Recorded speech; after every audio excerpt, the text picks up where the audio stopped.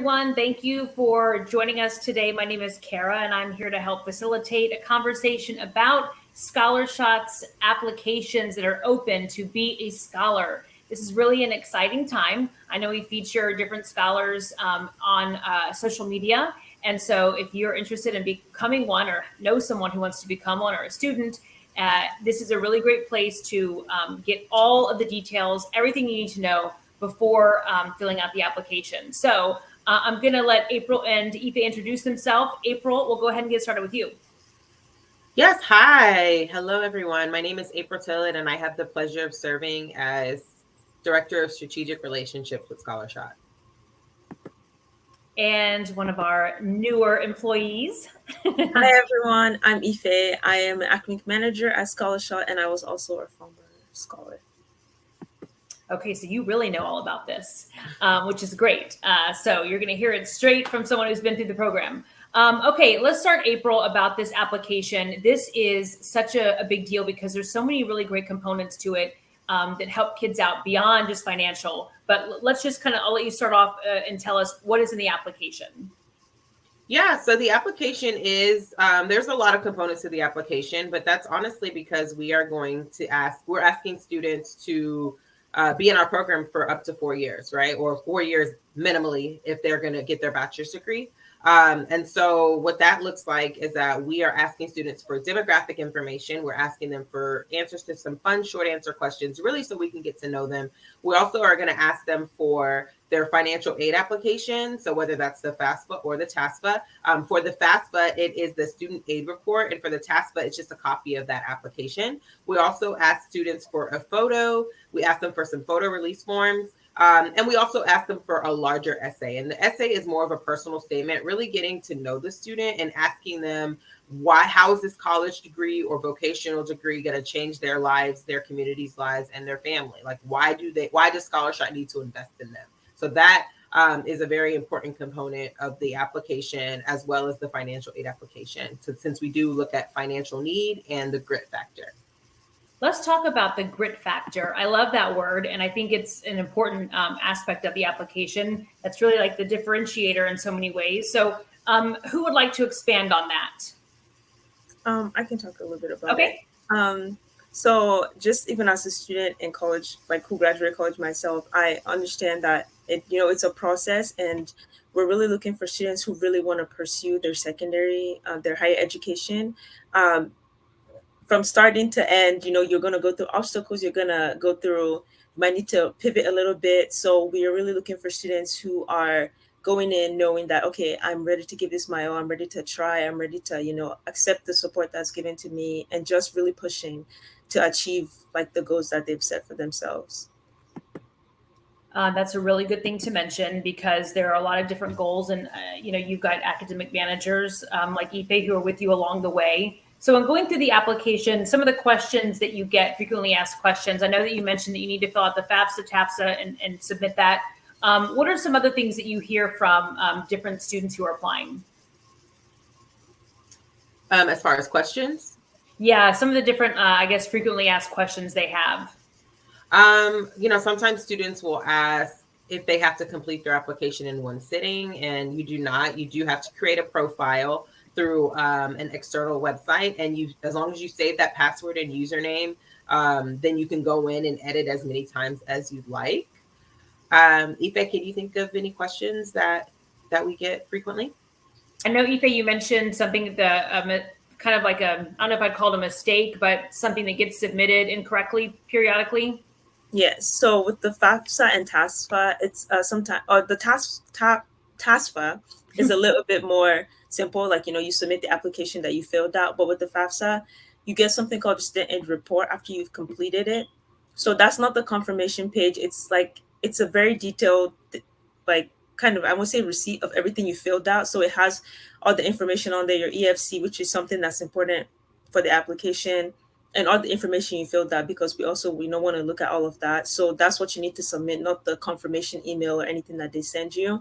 And since you need your FAFSA and TAFSA information for the application, I will encourage students to go ahead and fill that out, because I know people wait a while, but the longer you wait to fill out your financial aid information, then you're pushing back how you're filling out your scholarship application. So, just get in there, get it over with. And so you have all that information for where you do start your scholarship application. And another application question that we get that I just remembered is that students will ask if they did not take the SAT or ACT, are they disqualified? And the answer to that is no. If you're going to community college, SAT or ACT is not needed, so we won't even think about that. However, if you are planning to go to the 4-year institution, although some schools are test optional, we really do encourage students to take that SAT or ACT for test, for scholarship purposes and class placement purposes. However, if students don't take the SAT or ACT, that's fine. We'll just look at other components of their application, such as their transcript, their ranking, their GPA, etc. Okay. And what about when you mentioned you don't have to actually sit down and fill it out all at one time? What if you submit it and you're like, oh, I forgot to do this, or I wanted to change that? Are you sort of out of luck once you really hit that submit button, or how does that work? For the most part, you're pretty much out of luck. So sure. once you submit that submit button, your application has gotten sent to us automatically.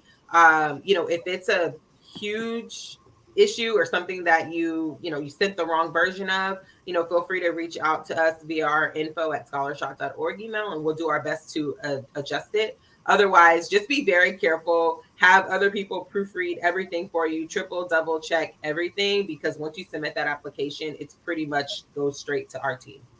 Well, because I know that at this point you will have a lot of people who are, I'm sure you remember going through that process where you're filling out a lot of different things for different organizations. And so you can just get it mixed up, so I just wanted to make sure I clarified that so people knew.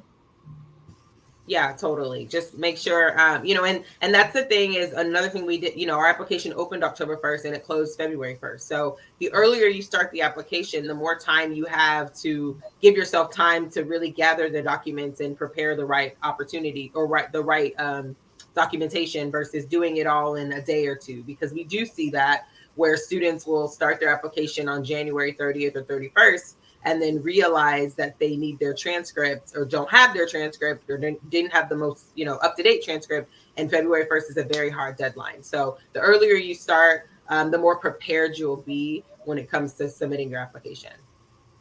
And Ife, just having gone through the process, from your perspective, how was it? How much time did you spend on writing your essay? Just, a little personal experience. So it's a while. It's been a minute. I don't necessarily remember how long I took, but I will say you have to give yourself time for sure, because I know those essays, get them proofread, and we found out a while ago that they might have been a little typos, but